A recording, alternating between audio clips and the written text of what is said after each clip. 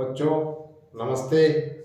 एक बार फिर हमारे चैनल पर आपका बहुत बहुत स्वागत है।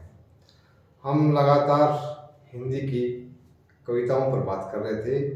जो हमारी पाठ्य पुस्तक है कक्षा 10 में जो लगती है क्षितिज, उसकी कविताओं पर बात कर रहे थे। हमने जो निराला की पहले कविता पढ़ी थी, उसी क्रम में आगे हम आज नागार्जुन की कविता पढ़ेंगे।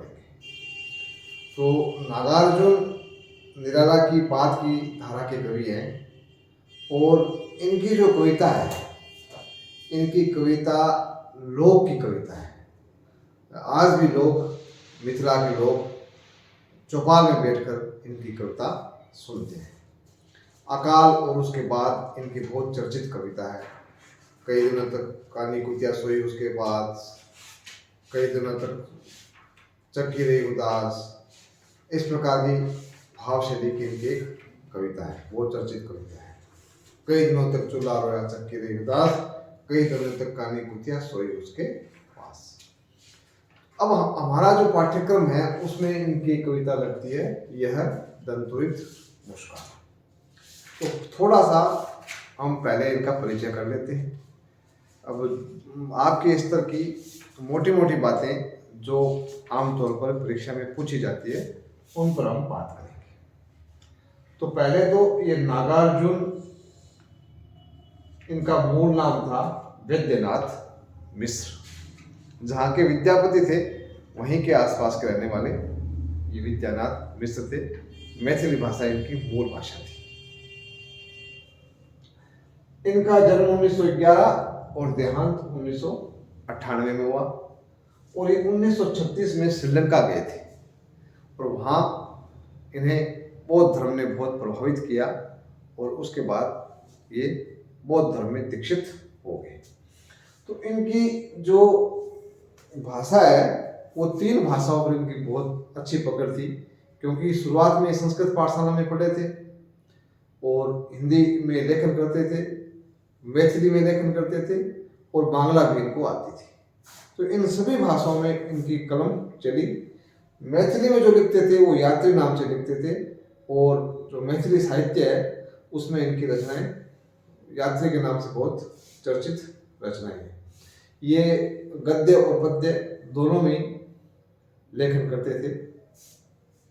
तो और ये सबसे बड़ी बात, ये कवि होने के साथ साथ मार्क्सवादी विचारधारा के पोषक थे और पॉलिटिकली एक्टिव रहते थे। इस कारण इनको कई बार जेल भी जाना पड़ा। भाषा में इनको बिल्कुल साधुपन, सरलता, लोक की भाषा, जन की भाषा, ये मतलब क्या कहते हैं इसको, ये केवल किताबों तक सीमित नहीं थे।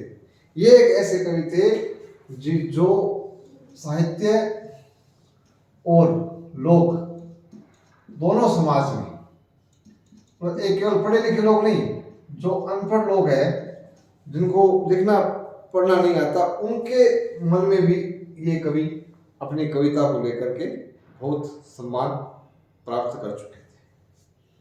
तो ये इनकी कविताओं में कबीर की तरह व्यंग्य, सादगी, जैसे कवि थे ना व्यंग्य करते हैं कि केसन कहा भिखारी जो मुंडे सो बार मन क्यों नहीं मूंडे जामे विषय का, इसी प्रकार की ये भी लोगों को चोट मारते हैं। और आधुनिक इनको कबीर भी कहा जाता है। कबीर क्या जाता है, कबीर सीधी सादी भाषा में जो पाखंडों पर, आडंबरों पर टिप्पणी करते थे वैसा ही नागार्जुन करते थे और ये आंदोलनकारी कविताएं लिखते थे, जिस लोगों में जागरण आए, लोग जगे, ऐसी सीधी सीधी भाषा में कविताएं करते थे। इसलिए इनको ये आंदोलनकारी कवि का मतलब था। ये मार्क्सवादी सोच थी और इनको प्रगतिवादी स्वर का मतलब होता है। जैसे हमने जब निराला की बात की थी, उससे पहले प्रसाद की बात की, तो उनमें छायावादी स्वर था जिसमें सूक्ष्म भावों का चित्रण होता था। और प्रगतिवाद का मतलब होता है जो पीड़ित लोगों की, पीड़ित है, दलित है, या जिनको समाज में कोई सम्मान प्राप्त नहीं हुआ है, उपेक्षित है, इनके दुख दर्द का जब लेखा जोखा जनता के सामने कविता के रूप में लिखा जाता है या गद्य के रूप में लिखा जाता है, तो उसको कहते हैं हम प्रगतिवादी साहित्य। सरल सी भाषा इसकी ये, और ये इसके कवि थे। तो ये इनकी कविता की और इनकी जीवन की और इनके जो साहित्य जीवन है उसकी मोटी मोटी बातें थी। अभी आप श्वेत पट पर जो मोटी मोटी बातें इनकी उतार लेना और अपने मस्तिष्क में ये स्थापित कर लेना। परीक्षा से इससे ज़्यादा आपसे प्रश्न नहीं पूछे जाएंगे। तो अब बताने को बहुत ज़्यादा बताया जा सकता है, परंतु आपके लिए इतना ठीक है, क्योंकि उतना ही बताया जाए, उतना ही सीखा जाए, ताकि आप परीक्षा में उसको 4, 5, 6 बार दोहराव कर सको। अब इनकी एक कविता जो हमारे पाठ्यक्रम का हिस्सा है उस पर हम बात करते हैं। तुम्हारी यह दंतोरित मुस्कान। कवि ने बहुत एक सुंदर प्रयोग किया है, दंतोरित मुस्कान के आगे विशेषण लगाया है दंतोरित मुस्कान। कैसी मुस्कान? दंतोरित मुस्कान। जब छोटा बच्चा होता है उसकी आप कल्पना कीजिए, वो 9-10 महीने का, 8 महीने का, जब उसके दांत आ रहे होते हैं या छोटे छोटे दांत आ जाते हैं, और फिर वो जब खिलखिलाता है, मस्ती से हंसता है, जैसे आप उसकी गुदगुदी करते हो या आप उसके सामने ऐसे ताली बजाते हो या ऐसा कुछ दृश्य पेश करते हो तो बच्चा हंस पड़ता है, तो उस मुस्कान को कहा है दंतोरित मुस्कान। मृतक में भी डाल देगी जान। अब कवि ने कैसी कल्पना की है, ये भाषा का मुहावरा होता है कि ये इतना असोड़ है, ये इतना मस्त मोला आदमी है कि मरे हुए को जिला दे। तो मरे हुए को जिलाना एक ही मुहावरा है। तो कवि ने कल्पना की है कि बच्चे की जो मुस्कान होती है वो इतनी आनंद देने वाली होती है, इतनी उसमें जीवन की शक्ति होती है। किसकी शक्ति होती है? जीवन देने की शक्ति होती है, कि वो जीवन, जैसे मरा हुआ व्यक्ति होता है तो वो उसको जीवन देना बहुत बड़ी चीज होती है। तो ये एक तरह से कवि ने मुहावरा प्रयोग किया है कि जैसे कोई ऐसी वस्तु जो मरे को जिला दे तो वो अपने आप में कितनी महान होती है। तो कवि ने कहा है कि जो बच्चे की, छोटे बच्चे की जो खिलखिलाती मुस्कान है वो ऐसी है तो मरे हुए को भी जिंदा कर दे। अर्थात जो निराशा में है, जो तनाव में है, तनाव टेंशन होती है ना, उसके लिए हिंदी में तनाव शब्द है, उसको भी वो छोटे बच्चे की मुस्कान मस्त कर देती है, उसको खुश कर देती है। इसका जो मुहावरे से हम जो मूल अर्थ में जाएंगे तब ऐसा इसको अर्थ करेंगे। धूली धूसर तुम्हारे ये गात।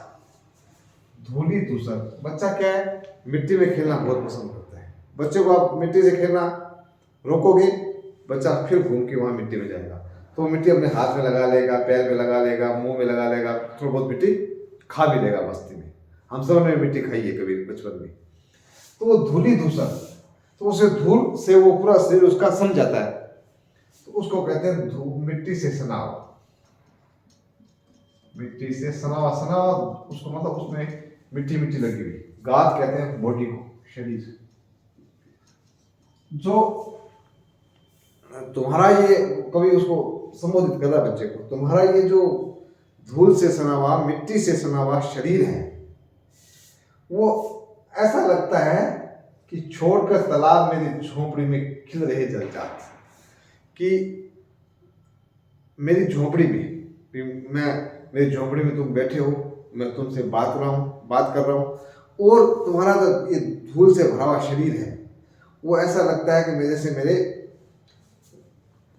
जल को छोड़ करके, तालाब को छोड़ करके यहाँ कमल खिल गए। जैसे कमल जब खिलते हैं तो बहुत सुंदर लगते हैं, मोहक लगते हैं, तो तुम्हारा जो शरीर है धूल से भरा हुआ है वो ऐसा लगता है जैसे कमल खिल गया है। तालाब को छोड़ करके वो कमल यहाँ आ गए। अर्थात जिस प्रकार कमल को खिलते हुए देख करके हमें बहुत खुशी होती है, वैसे ही खुशी मुझे तुम्हारा ये धूल से, ये मिट्टी से सना हुआ शरीर देखकर लगता है। परस पाकर तुम्हारा ही प्राण। परस का कहता है छूने को या स्पर्श, स्पर्श को ही परस कहते हैं। पाकर तुम्हारा ही प्राण पिघल कर जल बन गया होगा कठिन पाषाण। कवि को जो बच्चे को देखकर कहते हैं कि बच्चे की जो कोमलता है, बच्चे का जो निष्पाप मन होता है, तो वो उससे कोई छू छू छू लेता है तो वो कठोर से कठोर व्यक्ति भी सरल बन जाता है, उसका मन भी पसीज जाता है। चाहे किसी व्यक्ति को कितना भी गुस्सा आ जाए, तो छोटे बच्चे को खिलता हुआ देख ले तो उसका गुस्सा दूर हो जाता है। तो अब वो पहले उसने कवि ने बिंब बनाया है, बिंब कहते हैं इमेज को। ये कवि, ये जो बड़े कवि होते हैं वो अपनी बात को बताने के लिए छोटे छोटे बिंब बनाते हैं, ताकि जो पाठक है उस बिंबों से उस कविता का अर्थ भी ग्रहण कर ले और उस बिंब के साथ अपनी सौंदर्यानुभूति का भी आनंद ले ले। अब पिघल कर जल बन गया होगा कठिन पाषाण। जैसे प्राण कहते हैं सांस, श्वास। अब जैसे हम श्वास लेते हैं तो हम गर्मी छोड़ते हैं। एक होता है उच्छ्वास, उच्छ्वास कहते हैं सांस लेने को, और निश्वास कहते हैं सांस छोड़ने को। तो जैसे हम सांस छोड़ते हैं तो गर्मी होती है, तो कवि ने कल्पना की है कि तुमने जो सांस छोड़ा है उससे ही वो पत्थर जो था, वो पत्थर उस गर्मी से पिघल गया, वो पिघल करके वो पानी बन गया। और ये तो यहाँ कवि ने कहा है कि जो तुम्हारी मुस्कान है, तुम्हारा जो रूप है, वो जो कठोर व्यक्ति है, जो संवेदनहीन है, यहाँ इसका लाक्षणिक अर्थ होगा कठोर और संवेदनहीन, जिन पे किसी चीज का कोई असर नहीं होता, कोई दुख तकलीफ कुछ नहीं होती।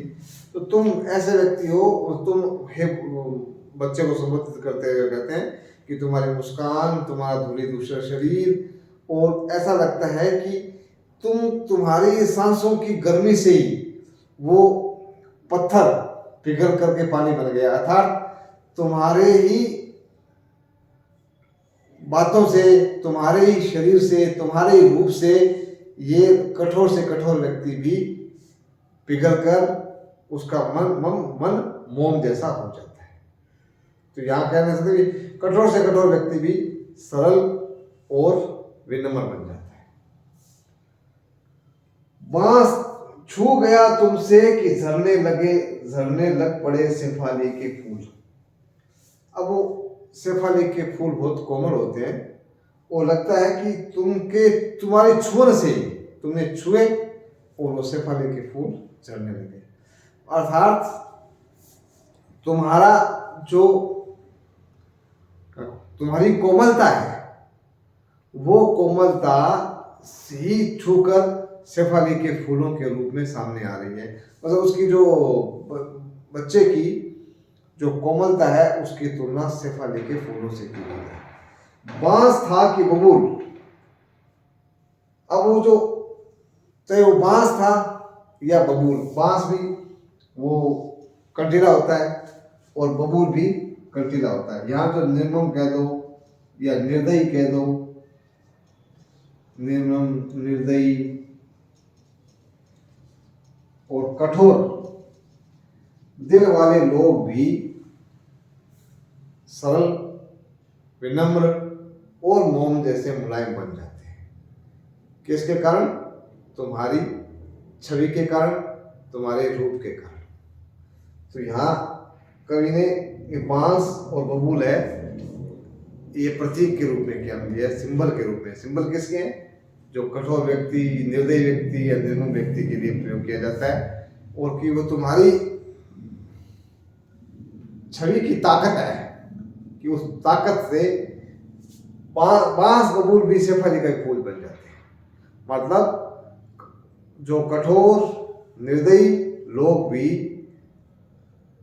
तुम्हें देख करके, तुम्हारा छुअन पा करके नरम दिल हो जाते हैं और संवेदनशील बन जाते हैं। तुम मुझे पाए नहीं पहचान। अब बच्चे को कवि संबोधित करते हुए कहते हैं कि तुम मुझे पहचान नहीं पाए। अब बच्चे से जब हम मिलते हैं तो बच्चा हमारी आंखों के सामने देख करके हंसता है और फिर एक टक देखता रहता है। तो अब वो कहते हैं कि देखते ही रहोगे अनिमेष। अनिमेष कहते हैं एक टक देखने को, बिना कोई आंख झपकाए वो एक टक देखता रहता है, उसको कहते हैं अनिमेष, एक टक देखना। कि तुम मुझे एक टक देखते रहे बिना आंख झपकाए, ऐसे थक गए हो, आंख लूं मैं फिर, अब तुम मुझे देख ही देख रहे हो,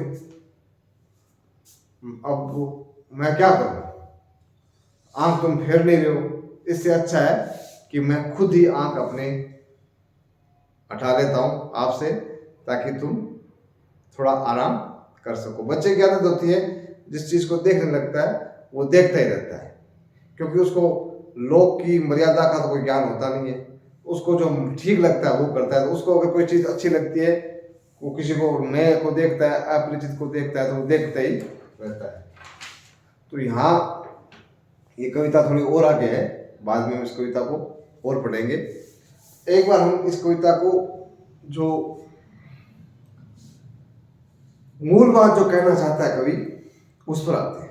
मूल इसमें अगर 4-5 पंक्तियों में बात कही जाए तो ये है कि कवि बच्चे की दंतोरित मुस्कान के माध्यम से कहना चाहता है कि जो छोटा बच्चा होता है उसका रूप, रंग, हाव भाव, चाल ढाल ऐसी होती है जो सभी को मोहती है।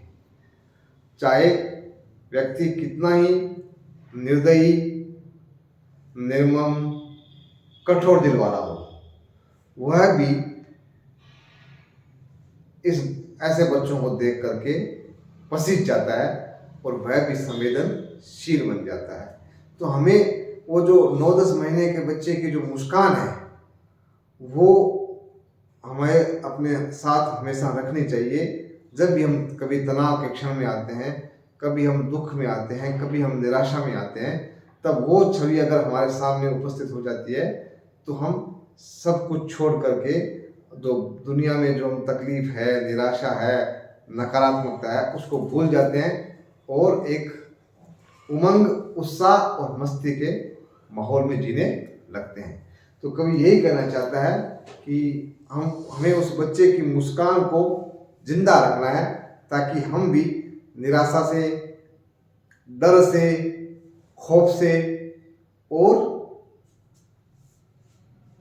जो नकारात्मकता से है उससे पूरी तरह से आजाद रहे। मूल कविता का यही भाव है। और इसमें जो कविता की जो शैल्पिक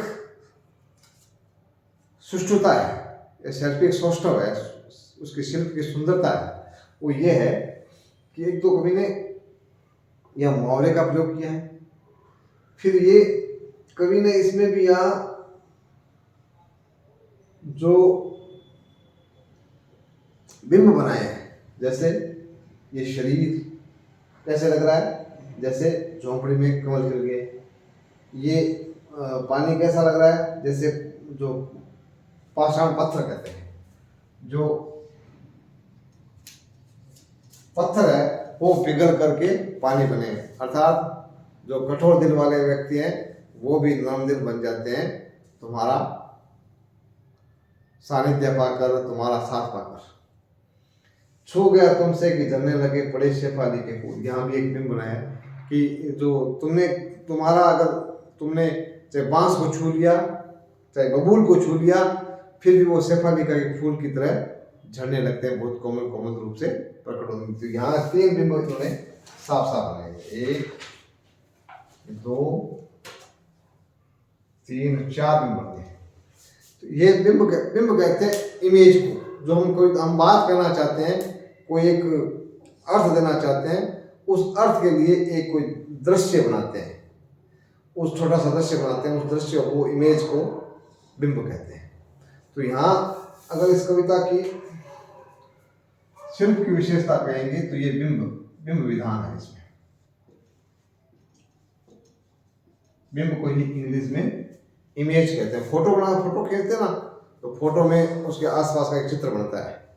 तो जैसे फोटो वास्तविक नहीं होती है, वो उसका एक काल्पनिक उसका रूप होता है। तो वैसे ही ये एक रूप बना करके कवि अपनी बात कहना चाहते हैं। जैसे इसमें बिंब बनाया कि परस पाकर तुम्हारा ही प्राण पिघल कर जल बन गया होगा कठिन पाषाण। अब यहाँ वो कठोर जो पत्थर थे वो गर्मी से पिघले और पानी के रूप में तब्दील हो गए। अब यहाँ कवि ने क्या कल्पना की है कि ऐसा लगता है कि तुम्हारी सांसों की गर्मी से इन पत्थरों में पिघलन आ गई और ये पानी बन गए। तो ये एक बिंब बनाया गया। बिंब से कहना क्या चाहता है कवि? कवि कहना चाहता है कि तुम्हारी जो कोमल छवि है उससे उसका समीपता पाकर, उसका साथ पाकर, उसकी नजदीकी पाकर कठोर से कठोर व्यक्ति भी सरल और दयालु बन गए। ये बात कवि कहना चाहता है। उससे बिंब कहाँ से लिया? वो पहाड़ का, पानी का, सांसों का ये बिंब लिया है। इसको कहते हैं हम इमेज बना करके अपनी बात कहना। ये कविता की इसकी विशेषता है। और अब जो संस्कृत वाले शब्दों का प्रयोग कहते हैं ना, जैसे गात है, ये कहीं एक जगह और आया था, पाषाण है, प्राण है, ये जो संस्कृत के शब्द आते हैं उसको कहते हैं तत्सम। तो इसमें तत्सम और तद्भव कहते हैं तत्सम से शब्द जो बनते हैं। जैसे अक्षय से आंख बन गया, नासिका से नाक बन गया, तो नासिका तत्सम है, नाक तद्भव है। तो इसमें दोनों ही प्रयोग है, तत्सम भी प्रयोग है, तद्भव भी प्रयोग है। जैसे दंतुरी तद्भव है, मुस्कान भी तद्भव है। तो ये नृतक है वो तत्सम है, और ये तालाब है ये तद्भव है। तो इस प्रकार तद्भव और तत्सम दोनों ही शब्दों का कवि ने बहुत सुंदर प्रयोग किया है। और कविता को बिंबों से बांध कर ऐसा रखा है कि पाठक मस्ती में झूमने लगता है। तो ये कविता एक सकारात्मकता की ओर ले जाने वाली है, जिसको पढ़कर हमारे मन में एक मस्ती का भाव आता है, एक उल्लास का भाव आता है। तो आप इस कविता को 3-4 बार रिपीट करके पढ़ेंगे और फिर जो इसकी अभ्यास पुस्तिका है उसमें कुछ एक्सरसाइज के क्वेश्चंस हैं, उनको हल करेंगे। ये दोनों काम करेंगे तो आप इस पाठ को अच्छी तरह से समझ जाएंगे। आप मेरे वीडियो को लगातार देख रहे हैं, अच्छी बात है। और इस क्षितिज के जो शेष पाठ है उन पर भी हम आगामी टाइम में वीडियो बना रहे हैं, तो आप मेरे वीडियो को लगातार देखते रहें। और अभी तक अगर आपने मेरे चैनल को सब्सक्राइब नहीं किया है तो अभी आप सब्सक्राइब कर दें, ताकि आपको लेटेस्ट वीडियो तत्काल मिल जाए और आप इस जो निःशुल्क सेवा है उसका लाभ उठा सकें। इसी के साथ जय हिंद, जय भारत, धन्यवाद।